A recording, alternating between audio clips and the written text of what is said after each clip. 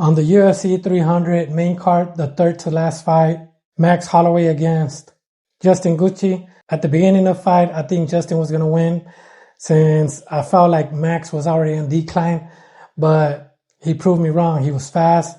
He was agile. He has good boxing skills. He was getting kicked on the leg, and I felt that was going to slow him down later on in the rounds. Since he was bleeding from the mouth, I felt the nose was broken and not just bleeding, and his mouth was open. I felt like the airway was slowing him down, using his mouth, too much breathing in and out from it. And I really thought that at that point, Max had a shot since Max was faster. He was moving out of the way. He was hitting him, but still a one shot could end the fight. And I believe Justin did get him with one hit at once, and it kind of slowed down Max, but Max recuperated and kept on doing what he was doing. That leg, that reverse leg was working. I'm not sure how many times he did it. I want to say between 4 and 6 times. And each time you could see Justin move back after that hit.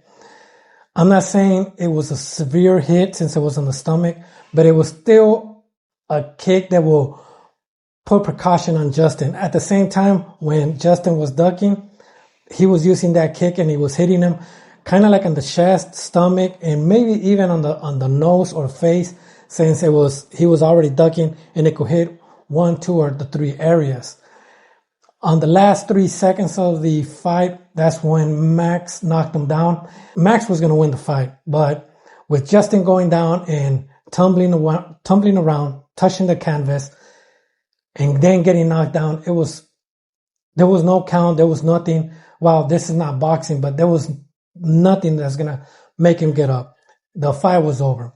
As for me, what do I think about Max? Max said that I believe he was going down in weight or up in weight to fight Justin Pereira. That's what he mentioned. I believe that Justin didn't get interviewed. Once again, Joe Rogan doesn't interview the people that get knocked down. He believes that if they're unconscious or they get knocked down, they should not be interviewed. And if you watch boxing, I kind of know why he's saying this.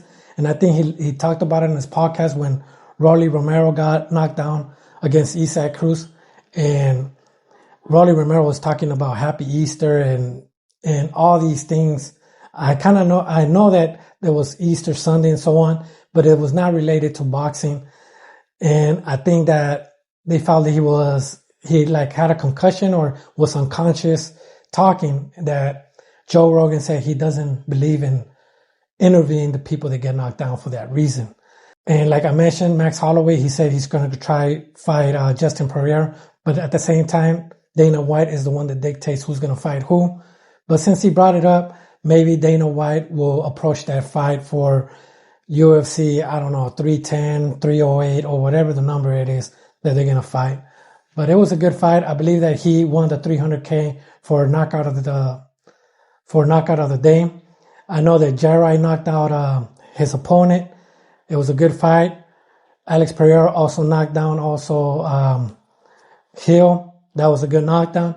But I felt like the last 3 seconds on a good fight, I think it should be the one that gets knocked out of the day or knocked out of the UFC.